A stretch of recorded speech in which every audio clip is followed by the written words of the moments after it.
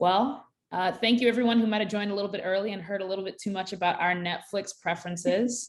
But as more folks are joining in here, we want to thank you so much for spending some time this Wednesday morning or afternoon or evening, depending on where in the world you are, with us to talk a little bit about 1 year later and remote work, specifically in reference to customer-facing, customer experience, customer care, customer support, success teams. So thank you guys so much for joining.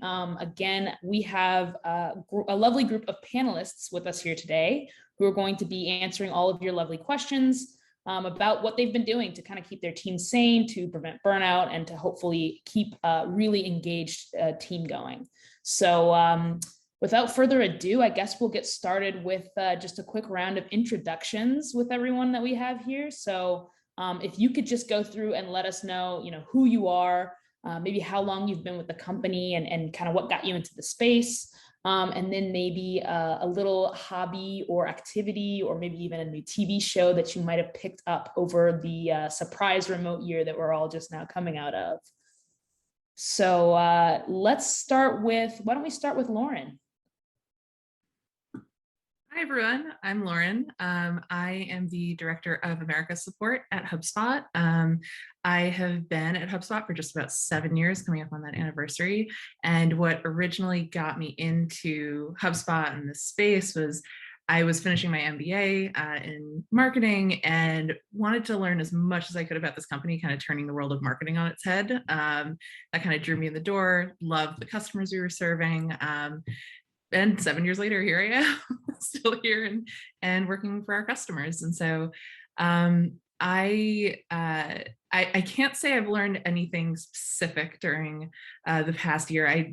The one thing I did learn is I am not a terribly good cook. I thought I was better. And so I have worked on increasing my skills in the kitchen because I was mostly eating my food. So that's what I've learned.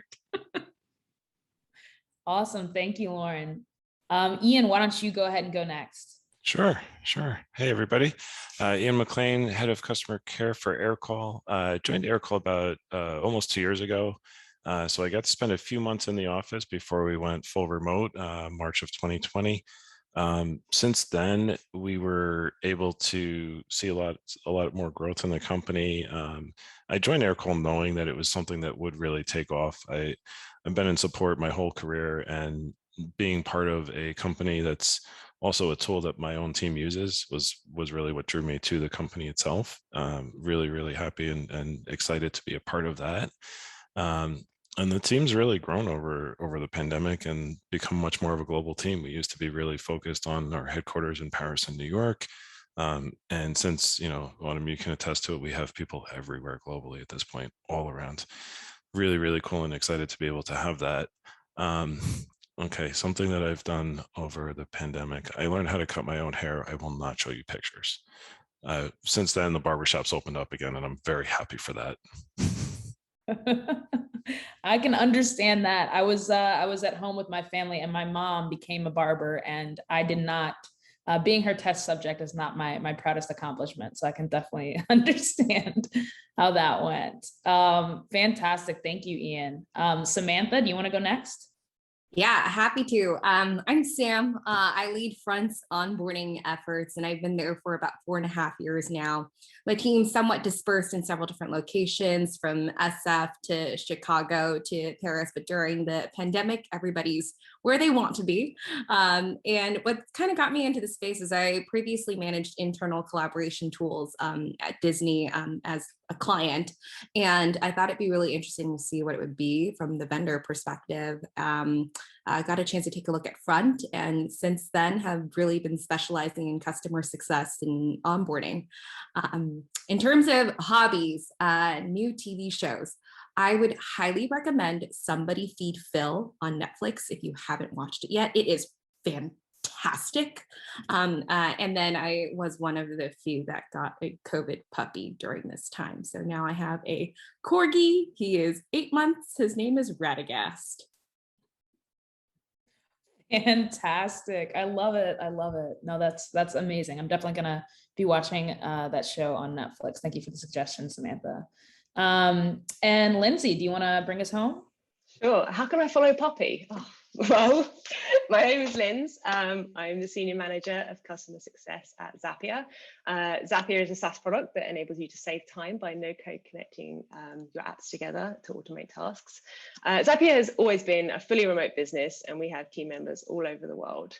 And I've been with Zapier for 6.5 years, and I've seen the business scale from 15 people to 500 people, which is wild. I only just started the customer success team at Zapier about a year ago. And so previous to that, I was running our premier support department. Really, really love taking care of customers. So yeah, all of my team is based in the US from the East Coast to West, but I'm based in London in the UK, if my accent hasn't already given me away. Yeah, and I'm just excited to be here. Oh, lockdown habits. You know what? I have perfected and I know this is obvious, but I have perfected the art of sourdough bread. I've made one loaf every Saturday for all of lockdown. Here's like some proof of my efforts. So yeah, I'm a bread master, but I wish I had a puppy. That would make me much happier. I love it. I love it. Personally, I'm a big fan of puppies, and I'm also a big fan of bread. So very impressed by the sourdough chops there from Lindsay. But yeah, just to bring us all home. So I am your host here today. So I am Autumn Carter. I'm managing technology partnerships at Aircall. Been here for just under 2 years. I joined around the same time as Ian here. And my quarantine habit, well, one of my quarantine habits that I picked up was trying really badly to play the keyboard. I managed to learn a few chords of Yesterday by the Beatles. It was my greatest accomplishment. If you ask me to do it, I will mess it up. But hey, YouTube videos are an amazing thing. So with that, we've obviously got a really great group of panelists here. And just to get us started in the conversation going, I think Lindsay, Samantha, and Ian, you all gave a little bit of a high level of like kind of what your team is looking like, but maybe we could dig in a little bit further and understand, exactly where the team is that each of you is leading, and how many people make up that team, what their primary roles and responsibilities are, just to get a sense of kind of the differences between each of you and the organizations that you're running. So Lauren, would you want to give a little bit of insight into the organization that you're running? Yeah, absolutely. So I am currently in a slightly different role. I'm serving as interim VP for my boss, who's out on paternity leave, which is very exciting. So I'm currently running the global support team, which is about 550 people, and we're spread everywhere, all throughout APAC, EMEA, the Americas. We have a great team in Colombia, and essentially they do everything from our frontline support engagement, so taking customer chats, emails, and phone calls, to our kind of tier 2 type support, as well as our self-service community and knowledge resources, everything in between. So currently we actually started mostly in office. We had a limited hybrid remote team before everything started with COVID. Now we actually have the option to, when you select your work preference, you could be remote, you could be hybrid, you could be in office. So our team is very well distributed in all of these countries between in office, remote, and hybrid. So it's an interesting new frontier for us as we actually just start to reopen offices, with 2 of them reopening this week. Congrats. That's awesome. Yeah, we're right on schedule with you guys. I think we're just starting the process of looking into opening some new offices here in North America on the Aircall side as well. Thank you, Lauren. Ian, you want to give a little bit of context into the customer care team here at Aircall?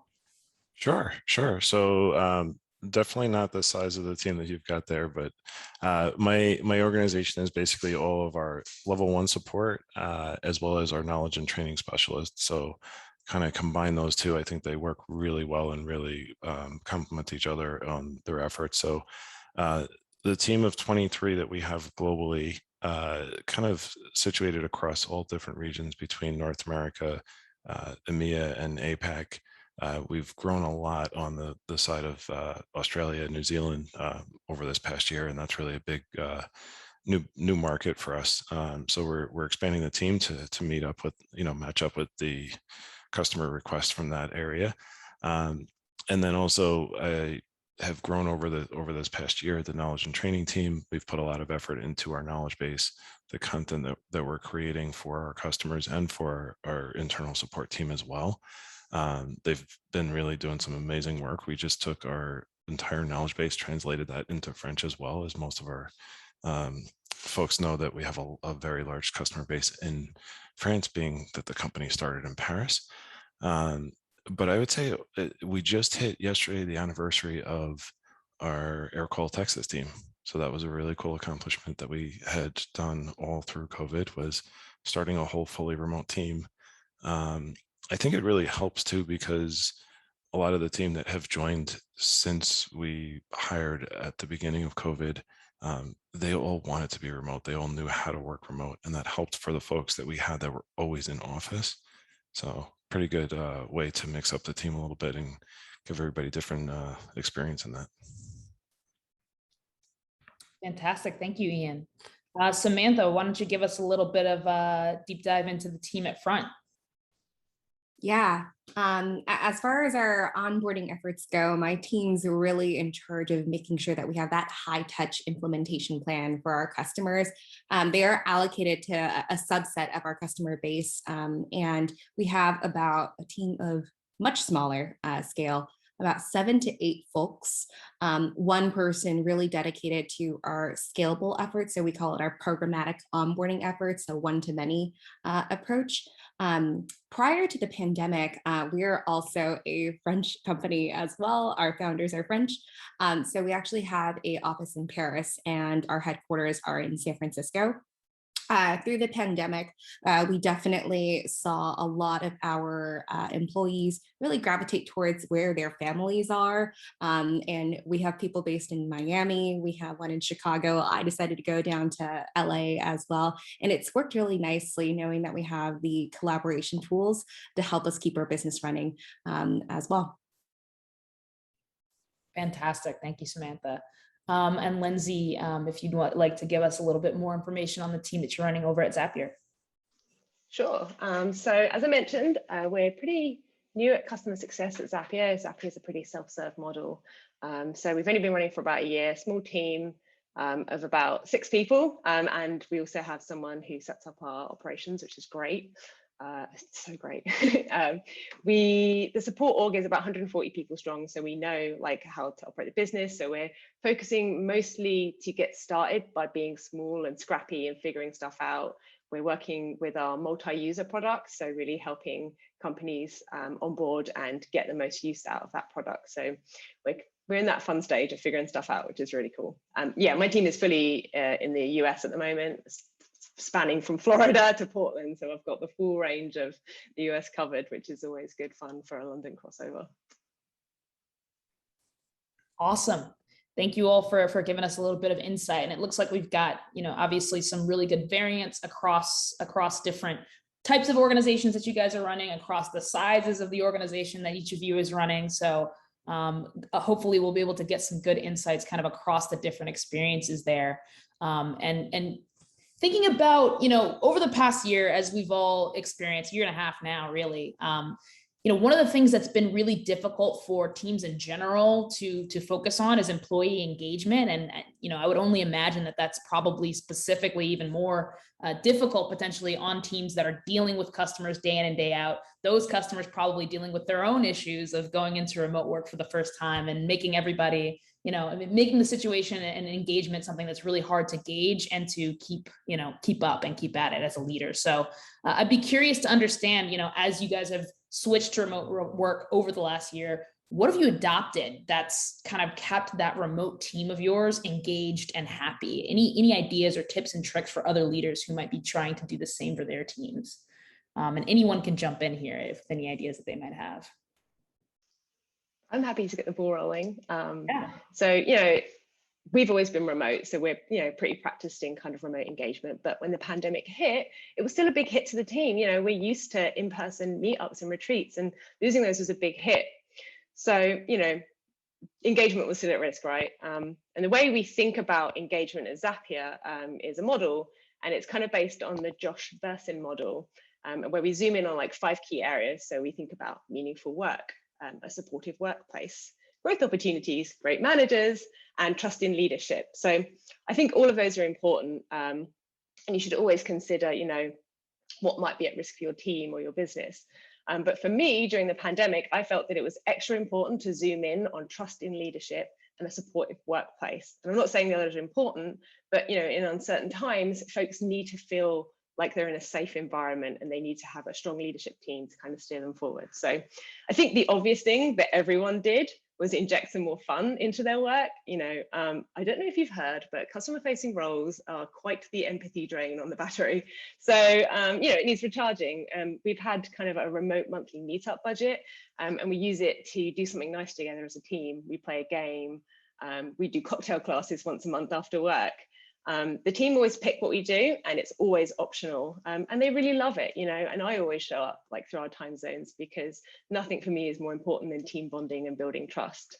And then the trust in leadership piece, transparency, of course, is always crucial, but in certain times it's even more critical. So sharing frequent news and information on the finances of the business gives people more psychological safety. The last thing anyone wants right now is to be uncertain about anything else. We increased the frequency of those postings during the pandemic and added lots of kind of layers of useful resources for both support managers and ICs. And then in a remote setting, you have to be loud and repetitive. Not everyone will see your post. So, repeat yourself anywhere and everywhere, skip levels, one-on-ones, Slack shout-outs, meetings. I just don't think you can be too noisy in a remote setting. So I think we've definitely going to keep repeating on those things, those activities. Yeah, I love kind of what you mentioned, Leslie, and I think part of what we're doing is really making sure that every motion you're doing in a remote environment is extremely deliberate. I think one thing that we all know is, like, when you're not in the same room, you can't overhear a call next to you. You can't peek over at a computer and see how someone's handling a specific situation. And so I think that communicate often and reinforce any process that you have rolled out within a quarter, I think is super, super critical to making sure that that lands well with your team. At Front, what we've implemented is we have weekly one-on-ones. We also have more strategic monthly one-on-ones. And one thing that I've noticed that really helps the team is to even ask how they're doing. I think that is the first step to showing that you care and that you're paying attention to their happiness, their engagement, whether or not we are supporting them in the best way possible. So having that first step of just even caring and thinking about it, I think goes a very long way for the team as well. And I think just keep in mind that engagement is really different for every single individual. We take Myers-Briggs test at Front, and we have a combination of introverts and extroverts. And it's just really important that we understand the style of each individual and making sure that they are well supported in what resonates with them. I can't double down on that enough. I think one of the things that was very apparent when we moved completely remote, we had, like, the actual function of the role, everything was set for the team overnight to be able to go remote, because we'd already built out the infrastructure to be able to hire remote folks. But there was so much more that needed to be built to reinforce the ecosystem around the individuals that were, maybe it wasn't their preference to be working remote, or they weren't used to it, or they were figuring it out. And we found that the manager-managee relationship played such an integral role in their connection, both to the work, but also fulfillment in what they were doing. And then thinking about what's the intentional ecosystem you're setting up around them. So how does the team actually work together with one another? How do they celebrate their achievements? How do they come together? And kind of like Lindsay said, they're picking their outings, they're picking how they spend time together. They're also, I think one of the things that was really challenging over the last year, in addition to COVID, is there was a lot going on in the political sphere and in, like, just on topics around such as anti-racism. And there are plenty of opportunities to draw meaningful connections in the team working together through difficult topics and being vulnerable and having transparency. And so how do you empower your managers to be able to have those conversations and create that space to ultimately create a much closer ecosystem and a support network around the people that are working remote? So that became like a key part of our strategy. And I don't think we're completely nailing it. I think we're still learning, but that became a key factor in how we were approaching this. Yeah, I mean, I would say I can't say much more than all of you ladies have said on this, but I think some of the key points that I would really, really strongly agree with on all of what you've said is building the trust with the team, right? Like we hired a lot of the team during COVID, but trusting that they were who they said that they were and that they had the experience and that they could do this remotely. And we shipped them a laptop and a headset and said, okay, here you go. Get to it. But we had to adapt a lot, even in that sense of like, how do you train and ramp up a remote employee when you're used to being able to sit them down next to somebody side by side and say, okay, shadow with this person. So we were doing remote shadowing over Zoom. We were doing, a lot of different ways of different sessions. We've built out all of this over the past year and a half. And then when you talk about like the meetings and the ideas that you want to get into those, I've had so many meetings that had absolutely no agenda. Just let the team talk. They don't have that time in the office to talk anymore. In between a call or in between handling a bunch of chats and tickets and everything else that they're doing. So when they get together and they can look at each other over Zoom face to face, just let them talk about whatever they have going on during their day, being there to listen to what they have going on. And then you can really get that pulse for how the team's doing. I think Samantha, you mentioned it. It's like, I used to be so in tune with watching everybody walk in from their commute into the office and seeing like, did they have a really crummy ride? Did they get stuck on a subway somewhere for a few minutes, or, somebody else bumped into them on the way into the office and they got frustrated over that? You don't see any of that. So you don't know. People just wake up, roll over, pick up their laptop and they go. And you have to account for that too, is that there's no work is life, life is work. There's no in between anymore. It's very gray. And but I try to bring life into work so that people realize that they can. It's okay if you hear, background noise. I have a little kid here. You're going to hear him. You're going to see him on the video, right? But that's okay because we're all trying to do that, right? No, great point on. And I think what I'm hearing across all of you is just like the importance of empathy. Like, can I empathize with leadership? Can I empathize with my direct manager? Can I empathize? And do I have the space to empathize actively with other members of my team so we can all, complain to each other the way we would in the office after a really bad commute, to your point, Ian. We got a couple questions from folks who actually registered for the webinar today on this topic that I think are really topical. And one of them, we've spoken to, I think a couple of you gave specific examples of activities that you've done. But I think, Ian, you mentioned just having that meeting with no agenda. Lindsay, you mentioned like the cocktail hour at the end of the day so that folks could make drinks together and kind of recreate that happy hour environment. But Crystal from Typeform, thank you for the question, asked, how often do you hold team building activities, and what were some team favorites? So in addition to those that I mentioned, are there any other events or team building, team bonding activities that you guys have taken on that have gone over well, and about how often are you trying to put those into practice? I can give this one a whirl. So we also did a virtual wine tasting with our team. And one of the challenges that I've seen having a team based in the US and also a separate team in Paris are time zones, because you probably don't want to be drinking at 8 a.m. when you're on Pacific time zone. And at that time for Paris, it's already evening. And so what we've done at Front is for our Paris team, we've made those outings a little bit more of just one team in itself. It could be the CSMs, the AMs, the support team members all together going out, and they've done cooking lessons together. That has been like super, super cool. We have some Frontiers that are amazing chefs, and everybody kind of gets their own ingredients and they cook together. That's been a super nice one.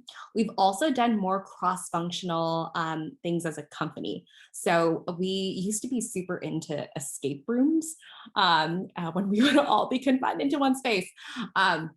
And there's actually really cool services out there where you can do virtual escape rooms. And we have mixed up the teams with like engineering and product and design as well, really interacting with people that you wouldn't interact with on a daily basis. And we called it like Front Olympics. And that's something that we've done as well. Yeah, we've tried to lean into events that are Samantha, to your point, like accessible, especially because we've gotten feedback that certainly like we don't want everything to be drinks. We have parents and other people who would prefer not to participate in those events. And so we've done one with, there was a really fun one with Improv Asylum in Boston where they like lived a day in the life of a support specialist. The team loved it, like could have a conversation. We found the events that that give the team something to continue talking about and to kind of bond over have been very popular. And what's been kind of hard about it is holding ourselves accountable to doing it on a regular schedule. Because you really do have to go out there and organize it and figure out what's accessible. And a lot of times for us, it's global on time zones, but also if you're shipping something, what can actually make it to those different people. And so making sure that you have like a centralized space, especially if you're delegating this to your managers to do with their teams, here are some choices that make it easy for you to run this, but leaning into experiences that they can then use to keep discussing and keep talking about, we found are very popular. Yeah, I was going to say, I think one thing that we found, because you've been bringing up like the difference in time zones with our global teams, it actually helped us a bit because we had a APAC team that was pretty new, didn't know and didn't have the opportunity to meet more of the rest of the team in person. So they actually took it on to align the timing a little bit with our Paris team, and those two groups got together and had some events the last few times around, which was really cool. So there's a lot more team building across the regions and across the locations that we've been able to accomplish with that. We've done some interesting ones. We've played some virtual games that have come out. I think there was one night where I never knew how to play it before, but I learned how to play Among Us with everybody on the team because they were all pros and I was doing terrible. But I tried. I hung in there for a bit. And the cocktail making events was cool. We did some of the cooking. I think we had a guy that was like on Food Network that we had with a bigger like company-wide one that was really cool. I couldn't keep up with him. I was just watching it like I was watching TV. I'm not quick in the kitchen, so. But also I think you have to kind of gauge it too. Like the team will tell you when they want to get together. And that's another thing, like I've really just been letting them drive a lot of this because they are such a tight-knit team. In fact, a couple of weeks ago, they all got together in person, or just about all of them got together in person for the first time.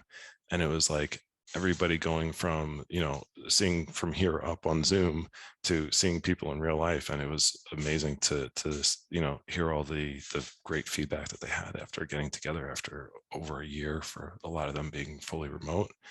And then we had like almost like a reunion just the other day where we got to see a lot of the team in New York, which we hadn't seen for a year and a half.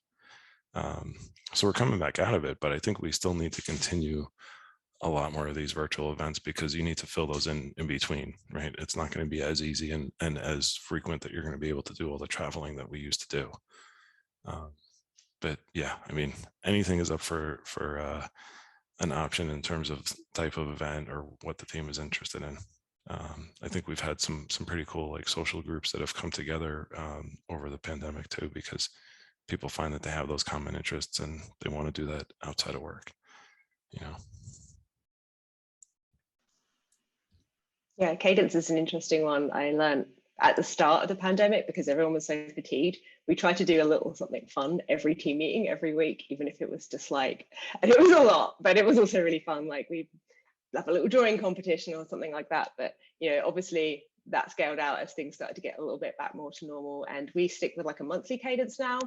And the way we kind of like combat some of the like getting team members to meet different people in the org, because that's another problem remote, right? You end up being very siloed in just your team, and that can be like a really small world.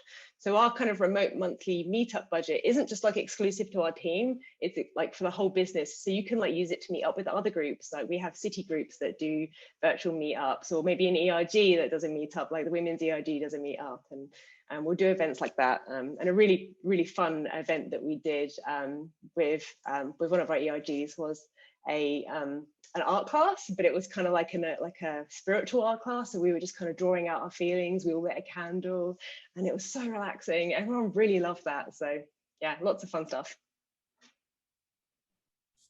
No, that's awesome. I think everybody's gotten really inventive over the last year.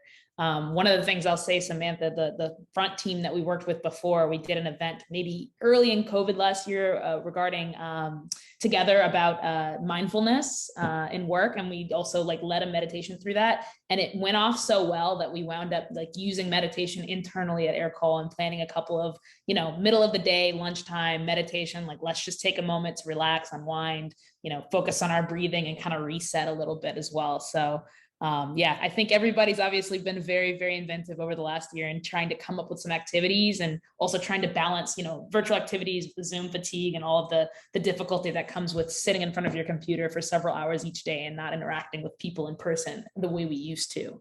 And so to that end, thinking about burnout and this topic of burnout and making sure that your team is continuing to be able to even do their best work.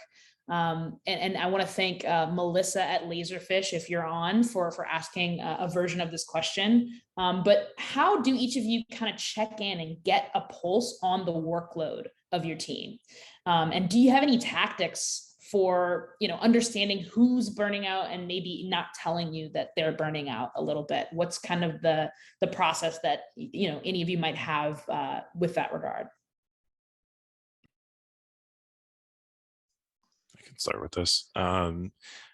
Being in a support function, a lot of what we see is the numbers, is the metrics. Like we can always see on all of our reporting of what's going on. And, when we trend that and then we start looking at it and looking back and saying, okay, now that we've been in it over a year, what is, this most recent March look like compared to March 2020?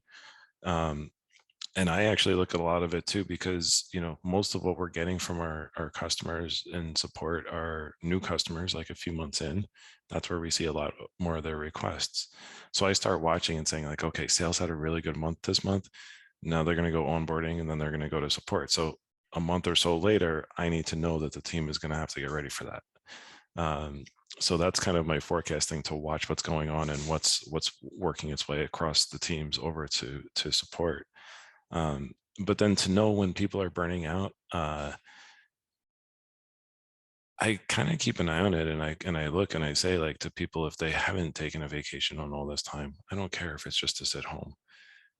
We have unlimited vacation, and especially in the US team, we have, very generous, time off policies for the other locations.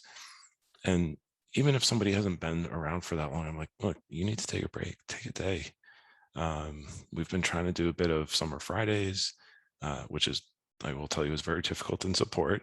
So we might not do too well continuing on with that, but we've been trying to do different things, which we probably would have never tried if we were in the office, right? In terms of just giving people some breathers and some breaks. But you need to have those conversations. And I think every time that we check in with the team and see, being mindful of how much work is coming towards them, and then acknowledging that and giving them all a chance to support each other and give each other a chance to take a break. Because that's what really happens when you have small teams, right? Somebody else is going to take on double the work when somebody else is off. So you have to be mindful of that and make sure that everybody's taking a break and keeping it balanced, Yeah, I would agree with that. I think there's like two pieces, right? You're watching how your team is engaging with the workload, and we kind of all know some of the triggers where you see people that are emailing or taking tickets really late at night. Like, okay, well, that's probably not good. We probably need to have a conversation, and making sure that it's not a punitive conversation, but making sure it's how are you balancing your work? It seems like you might need some help. I'm here to help, right? Like having that approach and taking it more from a question asking standpoint of what can change to better support your people in doing the work is important. But I think there's also, there's a piece of modeling self-care that's really important as well. And making sure that when you're telling people to take breaks, you're also saying, for example, I am taking a break at this point because I need some space to recover.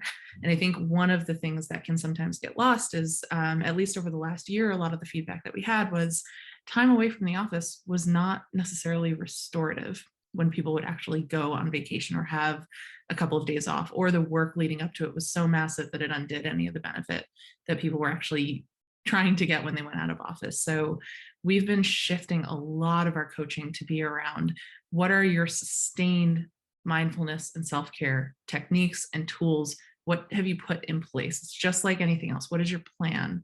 Are you committing to meditation? Are you committing to working with a coach from Modern Health? Like, what is your plan to take care of yourself over a period of time, as opposed to just depending on hopefully you'll get that one day and it's going to fix everything.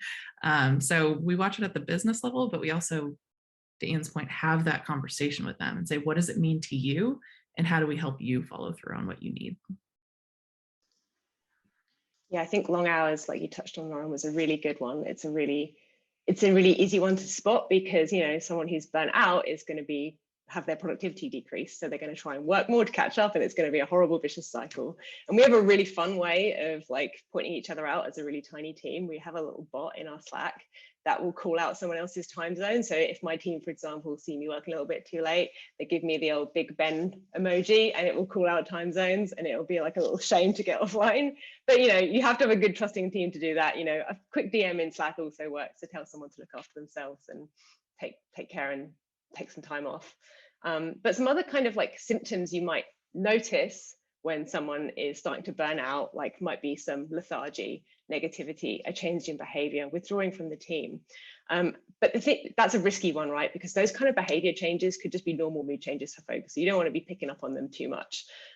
So, you know, if you do notice like repetitive behavior and you want to bring it up, stick to nonviolent communication style, stay focused with the facts and observations, and then offer support. You know, I've noticed you've been speaking less than usual in the last 3 weekly team meetings, and I feel concerned about you. You know, how are things? What's going on with you? How are you doing? So that's another one for me.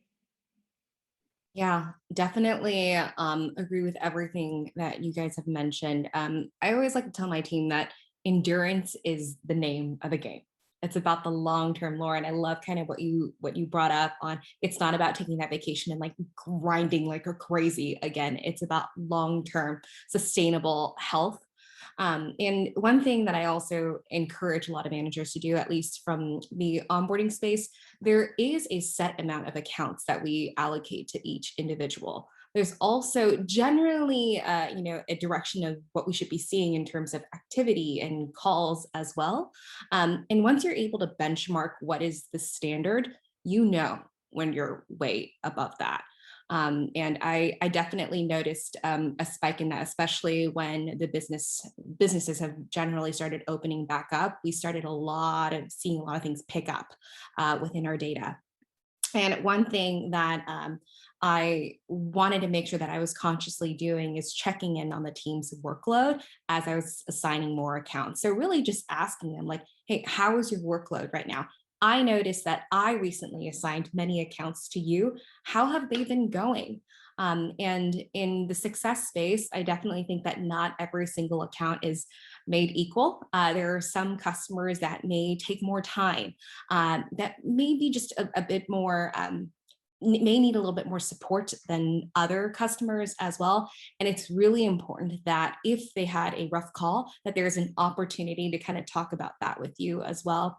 And then just one thing to really keep in mind as a manager, I think Lauren, you touched upon this as well, is we have to be able to live it. If we ping our team in the evening, they're going to expect that they need to be working in the evening. So as much as we can pull away from that, they can be rest assured that like actually time off is time off, and that's okay. Yeah, I catch myself if I do work outside of hours, I catch myself telling everybody, don't do what I'm doing, right? You're trying to not set that example. That's a big part of it. And we have a couple of questions, I think, on Q&A kind of on this topic. I don't know if you want to. Yes, I was just about to address those. We were going to do a couple questions on just career development, and then the last 15 minutes I'm going to devote entirely to just the audience questions. So please rest assured, folks, if you're answering questions or asking questions rather in the Q&A tab, we will get to those. If you haven't checked out that tab yet, be sure to upvote the questions that you'd most like to see answered as well, so we can make sure to prioritize the questions that most folks are interested in hearing the answer to. But great points, everyone, on burnout, identifying it, kind of how to address it, how to kind of say, do as I say, not as I do, right? In terms of getting the team to make sure that they're taking that time off when they need it.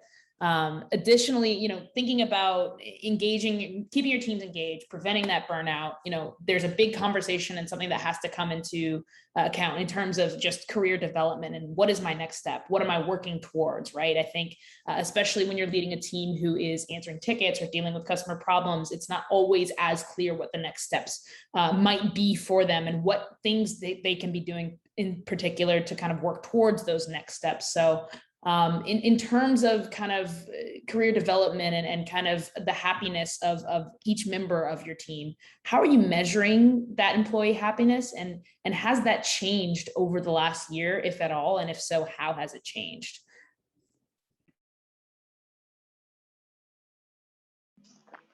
So I can talk about how we measure engagement, because it hasn't changed. It has changed a little bit recently, and it's really cool. So we use Culture Amp to run surveys a couple of times a year, and they allow us to listen to employees, identify engagement drivers, and measure overall engagement levels. And in past surveys, we've used the classic employee net promoter score as our main measure. And this score was based on a single question: I would recommend Zapier as a great place to work. But this year, we've actually moved away from eNPS and replaced it with an engagement index, because we believe it provides a more holistic, reliable measure of overall engagement, and it kind of works cross-departmentally. It's great. And that index combines like 5 different questions to get to the outcome of an engaged employee. That was those 5 outcomes I mentioned earlier. So the questions are: I'm proud to work for Zapier. I would recommend Zapier as a great place to work. I rarely think about looking for a job at another company. I still see myself working at Zapier in 2 years' time, and it motivates me to go beyond what I would in a similar role elsewhere. So kind of by combining those answers to these questions, Culture Amp can like calculate an overall engagement score for us.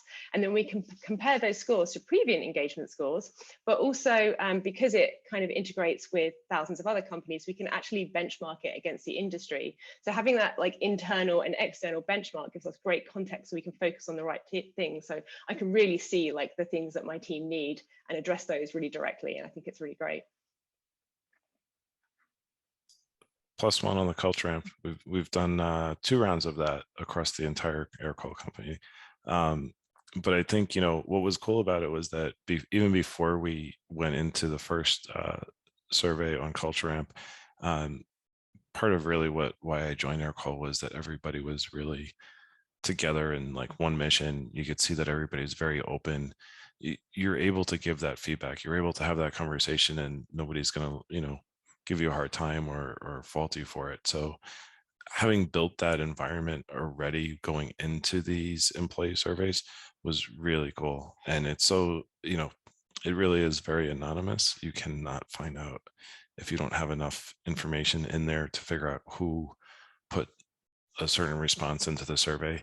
And it's really, really helped. I mean, we took, after the first round of the Culture Amp survey, we took one of the, actually a handful of the top questions and the feedback that we got from the entire support organization. And in our weekly meetings, we had those at the top of our communication every week. So we had to constantly look at those and say, what, as a leadership team, what are we doing to address those things that have come up? Did we really make it a huge impact over those? Some of those take time to work on, and it's, maybe a little bit more difficult when you are fully remote. But there's a lot of things there that really did come through that helped us to structure the way that we communicate and the way that we share information, the way that we ask the team to get more involved in what they're doing on a daily basis, how it impacts them as an individual and as, part of the team. I think it's been even more so over all this time, very, very important to keep that pulse. And then knowing now career development is another big part. I think you were mentioning, Autumn, which is we have some team members that are coming up to, a few years within the team. And then there's other team members that are very new, and everybody just wants to know, like, the company is growing very quickly. There's growth all around them, and they're seeing all this excitement. And it's like, how is that going to take their career, whether they're, this is one of their first, more so, jobs out of school, or if they've had many years already in the workforce and now they're trying to find something with that growth potential, right? So we have to kind of gauge all of that and see where everybody's at. But I tell everybody, I'm like, look, if the position's not there, talk to me, create it for yourself. Don't be quiet about it. Don't be shy. With that growth comes the opportunity to make that new position that you're looking for. Career potential is absolutely there across all of us that have these companies that are doing spectacular right now. It's like you need to have employees that want that. Yeah, I would add to that. I think so. Just for some context, we stick to our NPS, and we run it primarily once per year, but we do quarterly pulse surveys on particular topics that we're hearing a lot of themes about, or things we want to know more from employees on, that will help like guide our communications and decision making. And what we found is it has become, especially related to like career development and growth, and we tend to grow a lot of our team through HubSpot. And it's a lot less visible in this remote space. And so sometimes when you're hearing sometimes when we're hearing a lot of the anxiety or a lot of the uncertainty around career growth, it's because they're not always seeing it happen, because they're not next to their peers, they're not in other team rooms, or they're not seeing it on the floor or hearing about it. So we found that the communications have needed to really ramp up with not just getting that pulse on employee feedback, but then coming back to them and saying, here's what's actually happening, here's where it fits into our larger priorities, and here are the steps that we're actually going to take in moving forward, and here's what you can expect related to your role. And so that's definitely helped in moving some of like the uncertainty to certainty, but also proving out to them that we're listening. Like that's a really big piece of it as well. And how you actually connect that into the day-to-day of what they're experiencing, so that they're not kind of forming their own narrative based on what they're seeing, which a lot of times is very much heads down, involved in their work, cranking really hard, but seeing a pretty limited picture of their relationship to both the work and the company. So that's just increased in importance even more so over the last year. Yeah. At Front, we also use Culture Amp. Shout out to Culture Amp. We've been with them for 2 to 3 years, and I absolutely love it as a manager. It's kind of like a mini report card that you can get. And the way we do it is we do biannual surveys that are actually quite long. They're like 50 questions long, but as a business, we think it's worthy for our employees to put in the time and really assess how they're doing. And we have questions about their well-being, their thoughts on leadership, their thoughts on management, their thoughts on learning and development. There's also a scale of how you can rate certain questions as high impact or low impact. And the most important part about taking that survey is making sure that management makes it actionable as well. You can read it, but if you don't do anything about it afterwards, it kind of just falls flat. So really just making sure that there's an action plan. And our shout out to our people team. They're amazing at Front, and they really hold us accountable on making sure that we are best supporting our employees as well. On that weekly, monthly cadence that I alluded to earlier, the monthly cadence is really focused on employee happiness. So much so that we say, like, in the past month, what has made you happy? What has made you less happy? We also incorporate quarterly career one-on-ones where we have a little bit of a longer meeting, ask them kind of the skill set that they want to develop. What are they exposed to? What are they not exposed to that they want to learn a little bit more about? Really to plan on where they want to grow their career as an individual as well. And one additional thing that we've incorporated at Front, and Ian, I think you kind of do this at Aircall right now with the summer Fridays. We've incorporated something called Flexible Fridays at Front, and it is exactly what you think it is. There was a lot of planning around incorporating this Flexible Friday schedule where people can use a Friday to kind of what works best for their schedule. Our number one principle is that our customers are not impacted by this. But for instance, if someone needed to wait for a refrigerator to come in and they needed help with, moving parts, right? It's okay to be a little bit more async on that day. If you wanted to use it as a personal day and you've taken care of all your other meetings already, that's okay as well. And it's actually been working out really, really nicely. And what we've done as a team is to make sure that we have regular pulse checks on how people are using their flexible Friday. Do they feel more overwhelmed because they only have 4 days a week to actually talk to cross-functional team members? Or are they actually getting kind of a breath of fresh air because they get some time to do some async work, focused work on a Friday without having to attend as many meetings? The meetings, yes. As a leader of the team, the summer Friday thing is really, really hard, especially in support, but we were trying it a little bit. One thing that we're definitely going to try more of is just like no meeting Fridays. So at least you can just get your work done and get to the weekend, and you're not worrying about going from meeting to meeting. And then you get to the end of your work day and you're going, oh, it's Friday at 5 o'clock. I don't want to start doing this work now. You know, it's not going to happen, or you know that you're going to be pushing yourself. Either way, do you want to do that on a Friday, or do you want to have a few less meetings, cut down on that, and then just be able to take the time to focus on getting what's important done and handling, what you need for your customers? So we'll at least go with that route further on, but no meeting Fridays is a good one. No, and I think the no meeting Friday is a great lead into Elizabeth's question. And I'd love to get everybody's kind of insight. I know you're typing something, Lauren, but would love to get everyone's insight on just how specifically have you been keeping up with engagement when employees are battling Zoom fatigue? I think obviously a no meeting Friday is one great way, right? But if there are any other ideas or things that you guys have put into effect, would love to hear from each of the panelists kind of what's going on there.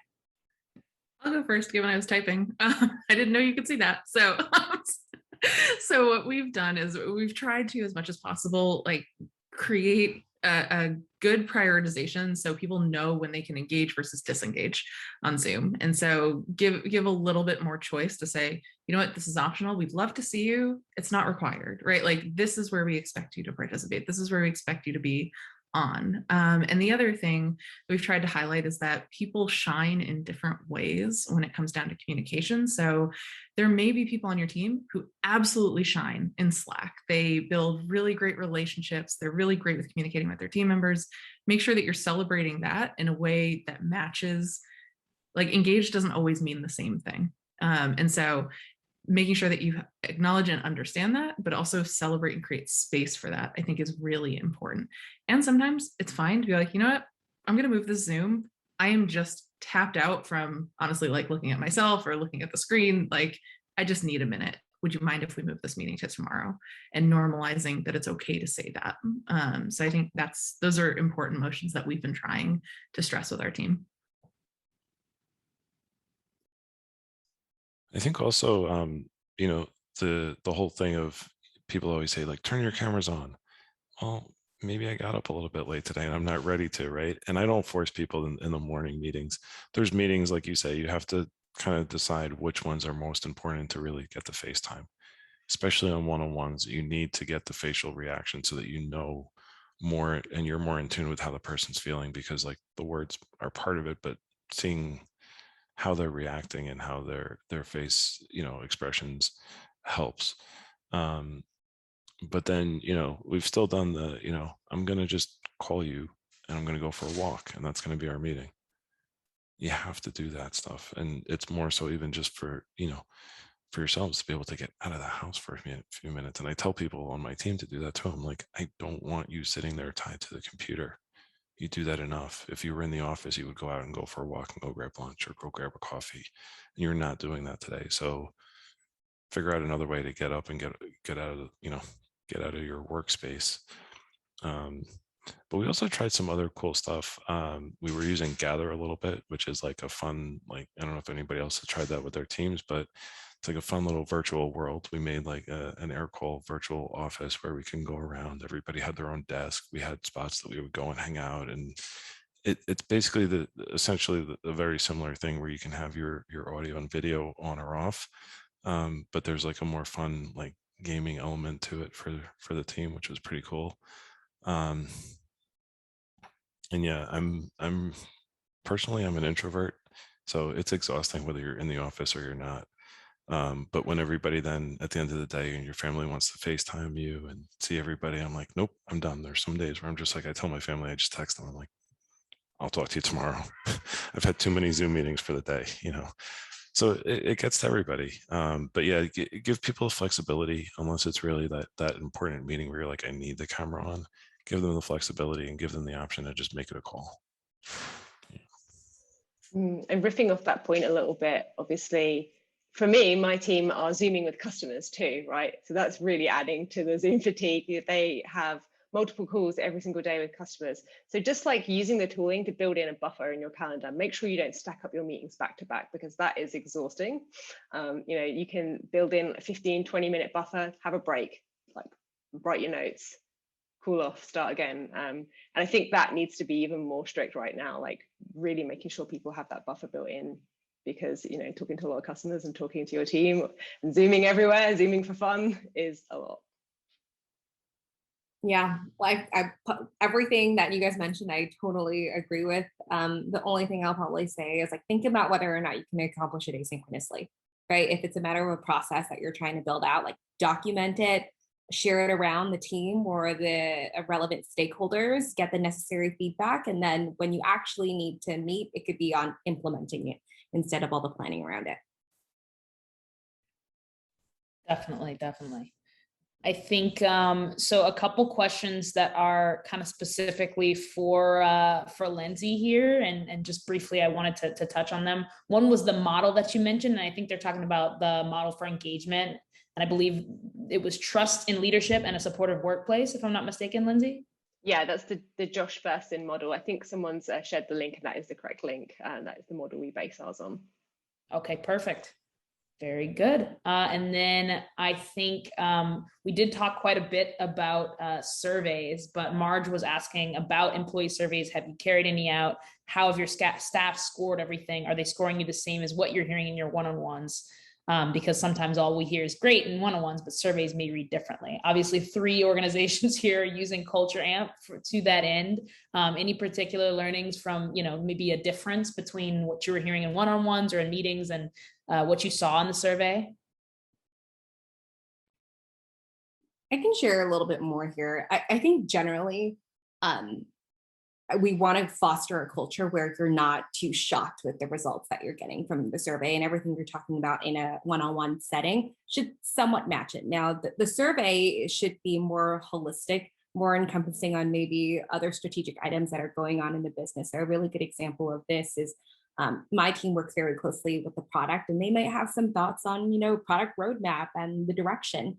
The survey might capture some of that, while your one-on-ones may capture like your customer conversations about Nancy from X company, right? And so from that perspective, you might see some differing, elements in what you're seeing in the survey and your one-on-ones.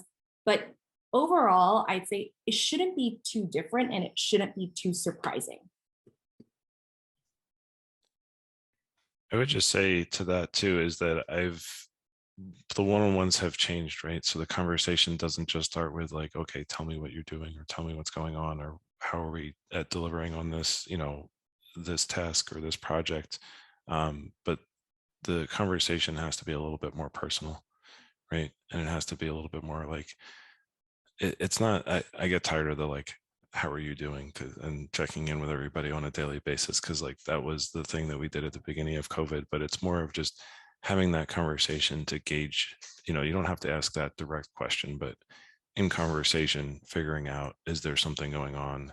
Do they have something going on outside of work that's impacting them, or whatever else it might be? And then how does that come back and tie into the surveys and the rest of the feedback that they're giving? How does that impact them, right?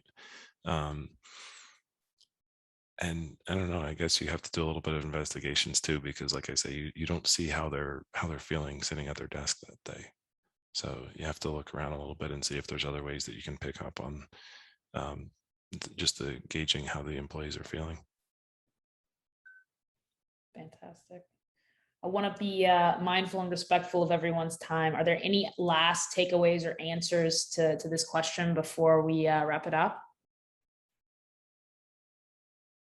No?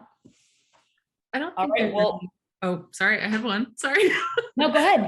Please do. I was going to say, I don't think there's any one right solution to this. I think what it comes down to is talk with your people, see what they find valuable, see what they need. Sometimes they might not know, but I think they probably know more than you think on what will be most supportive and helpful for them. So if there's anything I could advise, talk to your people. Communication is key. Absolutely. Well, I want to thank all of our lovely panelists for joining us for this hour, for giving such useful insights for leaders all over in so many different industries, and giving us a lot of direct insight and examples of some of the things that have worked really well for each of your teams. We really appreciate your time. We appreciate everyone for joining. And those of you who did register for the event know that you will be entered into a raffle for a $500 gift card for an Airbnb experience for you and your team. So hopefully some really good engagement activities to come out of that. But thank you all again so much for joining and for sharing a little bit of insight into what you're each doing. Thanks, Thank you, everybody. everyone. Thank you.